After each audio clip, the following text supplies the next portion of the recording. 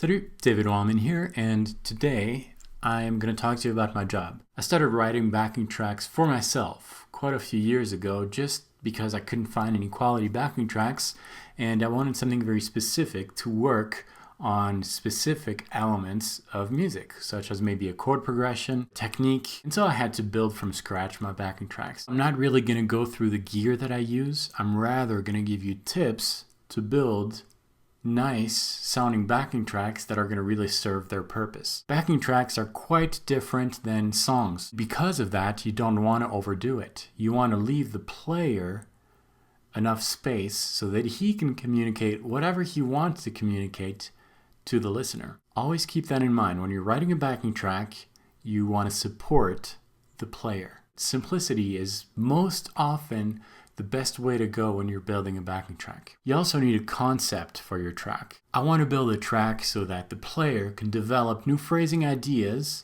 in an Aeolian mode using a key that he's maybe not comfortable with.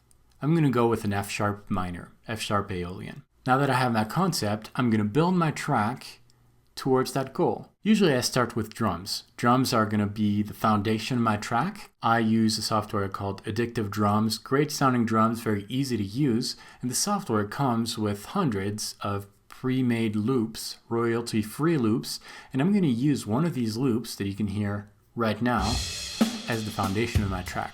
The first step, once you find a loop that you like, is listen to the loop. And then I'm going to load a bass patch. And I'm going to kind of improvise over the drum loop. I know that I want to build something in F sharp Aeolian, so I'm going to play around F sharp Aeolian. I'm going to use these notes and try to establish a groove.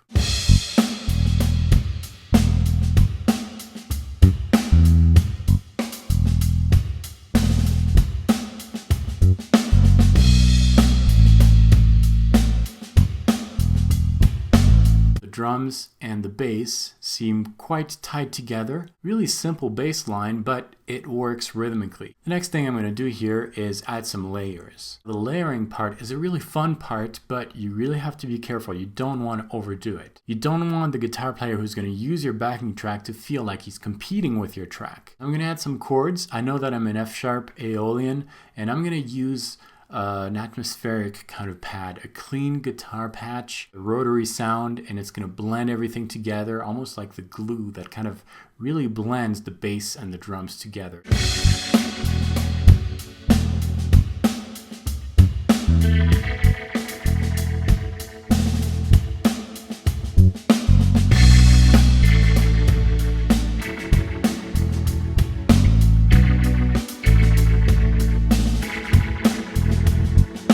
As it is, my track is pretty well done already. If I grabbed my guitar and improvised over this, I would feel like the track is supporting me because it's built for a purpose. There's a chord change at some point. We're still in F sharp Aeolian, but it sounds to me like it could be a chorus. And I'm going to add some strings. I love strings. Strings really do a great job of blending together elements, and it really makes a big difference.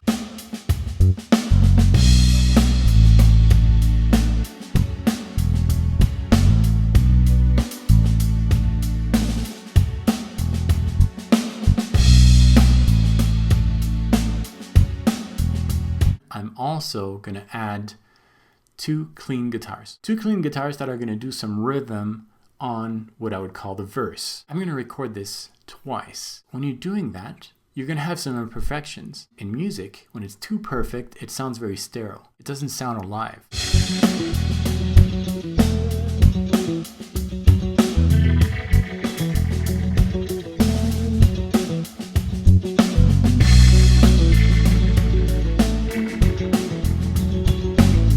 Finally, I'm going to add a nice little funky guitar on the chorus. This is going to really emphasize the difference between the chorus and the verse, and it's going to add movement and life to my track.